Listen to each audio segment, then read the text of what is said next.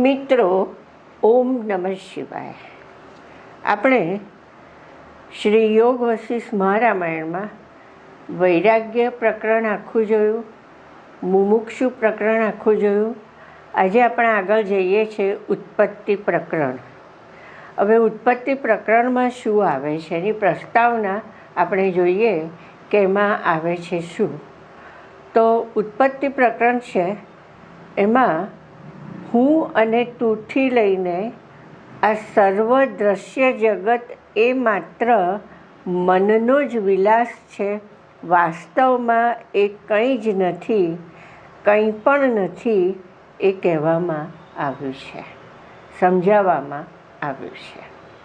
શું કહ્યું કે આ પ્રકરણમાં હું અને તુંથી લઈને આ સર્વ દ્રશ્ય જગત જે પણ કંઈ દેખાય છે તે એ માત્ર મનનો જ વિલાસ છે. વાસ્તવમાં એ કંઈ પણ નથી, હકીકતમાં કંઈ છે જ નહીં, એ સમજાવવામાં આવ્યું છે. આગળ, જેવી રીતે જળમાં તરંગ ઉત્પન્ન થઈને નષ્ટ થઈ જાય છે, તેમાં જળથી તરંગ જુદા નથી, તે જળરૂપ જ છે. શું કહ્યું? જેવી રીતે જળમાં તરંગ ઉત્પન્ન થઈને નષ્ટ થઈ જાય છે, જળમાંથી તરંગ થાય અને પાછા નાશ થાય એટલે જળ જ થઈ જાય છે, એટલે એ જળથી તરંગ જુદા નથી, તે જળરૂપ જ છે. તેવી રીતે આ જગત પણ મનરૂપ જ છે. મન જ સર્વનું પ્રવર્તક છે અને જે પદાર્થને જેવો ચાહે છે તેવો કરી બતાવે છે. જે આ જગત શું છે કે મનરૂપ છે. મન જ સર્વનો પ્રવર્તક છે, જે પદાર્થને જેવો ચાહે છે તેવો કરી બતાવે છે. મનને જે રીતે જગત જોવું હોય, જે રીતે પોતાનો સંસારને જોવો હોય, અનુભવવો હોય, એ રીતે તે અનુભવવા જાય છે, જોવા જાય છે. અને એ જ રીતે મનમાં એણે જે રીતે સંસારની પોતે કલ્પના કરી છે, એ રીતે જ એ બહાર પણ સંસારની રચના કરે છે. જે કોઈ આ જગતમાં કંઈ પણ સ્થાને છે તે સર્વ મન દ્વારા જ રચાયેલું છે. મનના રચ્યા સિવાય કંઈ પણ થઈ શકતું નથી.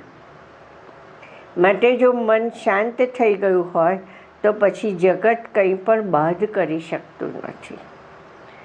તો આ જગતમાં જે પણ કંઈ છે, જે પણ કંઈ જણાય છે, દેખાય છે, અનુભવાય છે, એ મન દ્વારા જ બધું કલ્પેલું છે, રચાયેલું છે. તો મન જો આ ના કરે તો કશું જ ના થાય. એટલે શું કહું કે મન જો શાંત થઈ જાય તો આ જગત, આ સંસાર આપણને કંઈ જ સ્પર્શી શકતું નથી, તે બાદ કરી શકતું નથી. આગળ, જે વસ્તુ સંકલ્પ સિદ્ધ છે તે સંકલ્પથી જ નષ્ટ થઈ શકે છે. માટે જ્યારે એવો સંકલ્પ દ્રઢ થઈ જાય કે આ સર્વ દ્રશ્ય પરબ્રહ્મ જ છે, બ્રહ્મ જ સત્ય છે, જગત મિથ્યા છે, ત્યાર પછી બંધન રહે જ ક્યાં?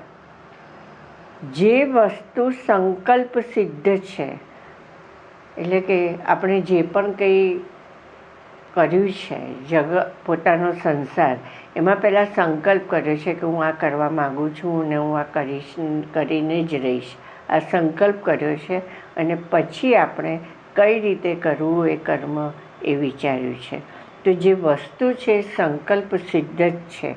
અને જો આ સંકલ્પનો નાશ થાય, જો આપણે સંકલ્પ જ ના કરીએ કે મારે હવે આમાં પડવું જ નથી, હવે આમાં કંઈ કરવું જ નથી, તો પછી કેવળ શું રહે છે? પરબ્રહ્મ જ રહે છે. એટલે ત્યારે પરબ્રહ્મ જ સત્ય લાગે છે. તો પછી બંધન જેવું કંઈ જ રહેતું નથી. જ્યાં સુધી વ્યક્તિ સંકલ્પ કરે છે કે આ હું કરવા માગું છું, ત્યાં સુધી એને બંધન છે. કારણ કે એ પદાર્થ સાથે, એ વ્યક્તિ સાથે, વિષય સાથે તે જોડાય છે.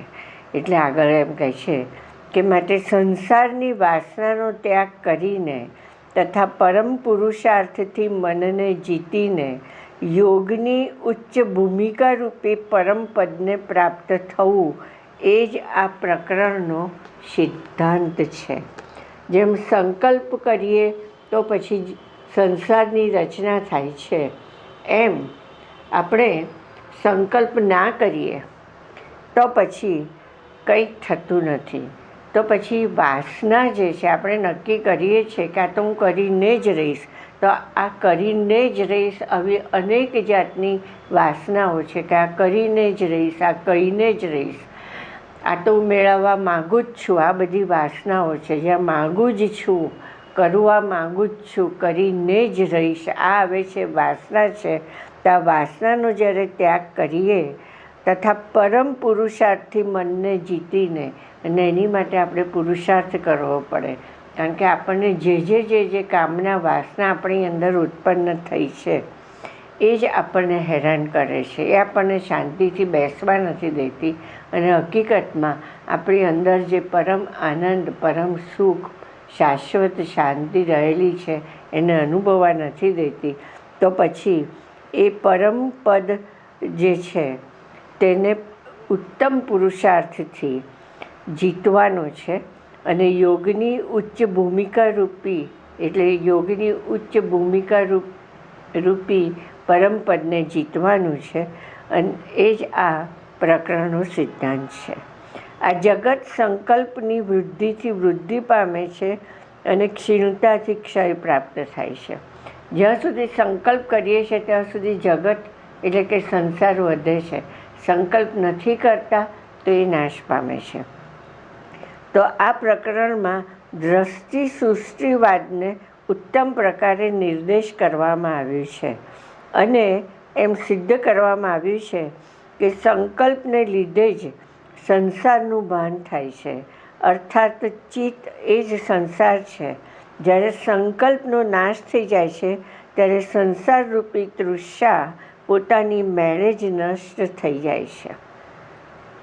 તો આ પ્રકરણમાં દ્રષ્ટિ સૃષ્ટિવાદને ઉત્તમ પ્રકારે નિર્દેશ કરવામાં આવ્યું છે અને એમ સિદ્ધ કરવામાં આવ્યું છે કે સંકલ્પને લીધે જ સંસારનું ભાન થાય છે. દ્રષ્ટિ સૃષ્ટિવાદ, દ્રષ્ટિ એવી સૃષ્ટિ છે. દરેકનું જગત, દરેકનો સંસાર જુદું છે. આજે એક જ વ્યક્તિ, એક જ વિષય, એક જ પદાર્થ દરેકને બહુ જ જુદી જુદી રીતે દેખાય છે, જણાય છે, અનુભવાય છે. એને જેવો દેખાય છે, જેવો જણાય છે, જેવો અનુભવાય છે, એ જ રીતે તે અંદર સંસારની કલ્પના કરે છે. તો અહીંયા આગળ એમ કહ્યું કે દ્રષ્ટિ સૃષ્ટિવાદને અહીંયા આગળ કહેવામાં આવ્યું છે અને સિદ્ધ કરવામાં આવ્યું છે કે સંકલ્પને લીધે જ સંસારનું ભાન થાય છે.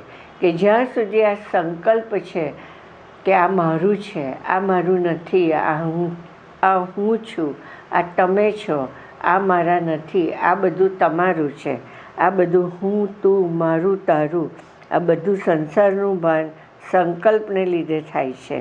માટે આખો સંસાર ક્યાં દ્રઢ થયેલો છે? ચિત્તની અંદર. ચિત્ત જ સંસાર છે. જે મન જે છે, મન અનેક જાતની પદાર્થોની, વિષયની, વ્યક્તિઓની કામના કરે. જ્યારે ચિત્ત જે છે તે એકને જ લઈને બેસે છે ને એના જ વિચાર કરે છે અને એની જ વાસના કરે છે. તો અહીંયા આગળ એમ કહ્યું કે ચિત્ત એ જ સંસાર છે.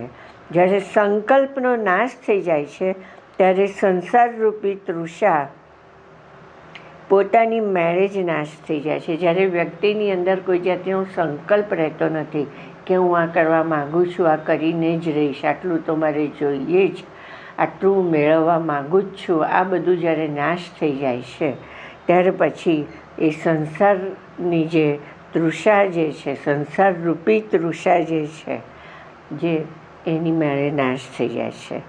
સર્વત્ર માત્ર અનાદિ અનંત પરબ્રહ્મ તત્વ જ છે, બીજું કંઈ જ નથી. આ બ્રહ્મ જ શરદ ઋતુના નિર્મળ આકાશ સમાન ભાસે છે. સમષ્ટિ વ્યષ્ટિ ભેદ એ માત્ર ભાવનામય છે, કલ્પિત છે. મન એ અસત અજ્ઞાનનું જ પરિણામ છે. મન એ અસત અજ્ઞાનનું જ પરિણામ છે અને એનું જ કાર્ય હોવાથી તે અસત્ય જ છે. અધિષ્ઠાન સાક્ષીની સત્તાથી જ મનની સત્તા છે અને મનનું સ્ફુરણ જ જગતની ઉત્પત્તિ તથા સ્થિતિનું કારણ છે. બહુ સરસ કહ્યું કે મન જે છે તે અસત અજ્ઞાનનું જ પરિણામ છે.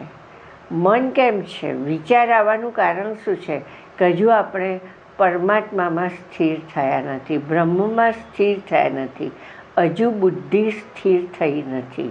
જ્યાં સુધી બુદ્ધિ સ્થિર નથી થઈ ત્યાં સુધી અજ્ઞાન ને માયા ને અહંકાર જે અંદર છે એ પોતાનું કાર્ય કરશે અને આને લીધે મન તે અનેક પદાર્થોના, અનેક વ્યક્તિઓના, અનેક વિષયોના તે વિચાર કરશે.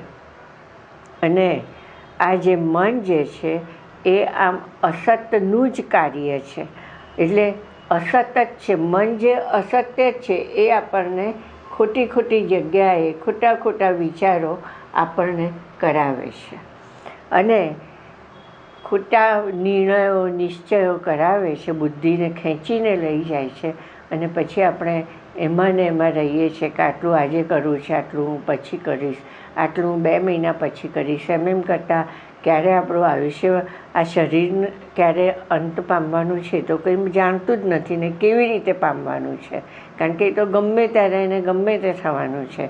એટલે અધિષ્ઠાન સાક્ષીની સત્તાથી મનની સત્તા છે. મન જ્યાં સુધી છે ત્યાં સુધી અધિષ્ઠાન એટલે બ્રહ્મ છે એ એને ગતિ આપશે જ અને આને કારણે મન પોતે પોતાનું કાર્ય કરશે અને એ મન જગતની ઉત્પત્તિ તથા સ્થિતિનું કારણ બને છે. તો આ જે પ્રકરણ છે, ઉત્પત્તિ પ્રકરણ છે, તે એની અંદર આ આખું જ આ એની પ્રસ્તાવના હતી, આ સમજાવવામાં આવ્યું છે. હવે આપણે આગળ નેક્સ્ટ ટાઈમ કે આ આપણે ઉત્પત્તિ પ્રકરણની પ્રસ્તાવના જોઈ. હવે એના પ્રકરણ જે છે એમાં સર્ગ 1માં શું કહેવામાં આવ્યું છે એ આપણે આવતી વખતે જોઈશું. ઓમ નમઃ શિવાય.